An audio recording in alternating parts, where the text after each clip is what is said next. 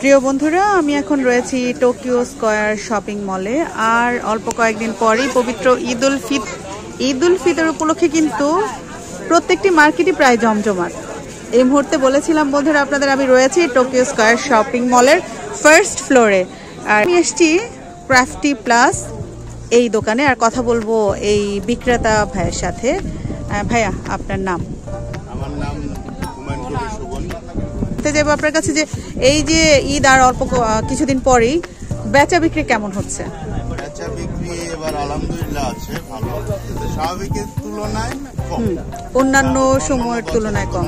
এই বছর ওরকম আমরা টার্গেটেড কাস্টমার পাই নাই। টুকটাক কাস্টমার আইসে নিয়েছে, কিন্তু ওরকম অন্য কোনো কাস্টমার পাই নাই। স্বাভাবিকের তুলনায় একটু কম আছে, কিন্তু সেল আছে। ক্রেতাদের চাহিদা কেমন? কি ড্রেস নিচ্ছে তারা? বেশি কোন ড্রেস যেমন হাই রেঞ্জেরও না, আবার লো রেঞ্জের না, মিডিয়াম রেঞ্জের মালগুলো তারা বেশি দিচ্ছে। আর নিজেদের জন্য না হচ্ছে গিফটের আইটেমটা বেশি নিচ্ছে। আর কোন ড্রেসগুলো বেশি যাচ্ছে? আপনি 2-4টা নাম বলুন আমাকে।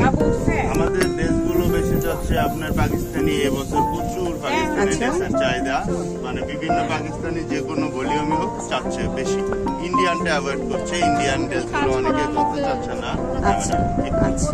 ইন্ডিয়ানগুলো হচ্ছে না। মার্কেট ঘুরে যা মনে হলো, এবারে ঈদে কিন্তু প্রত্যেক দোকানিরাই পাকিস্তানি ড্রেসের পর্চা সাজিয়ে বসেছে। বিভিন্ন রকমের, বিভিন্ন কালার, বিভিন্ন ডিজাইনের বাহারি রঙের পাকিস্তানি ড্রেস পাওয়া যাচ্ছে।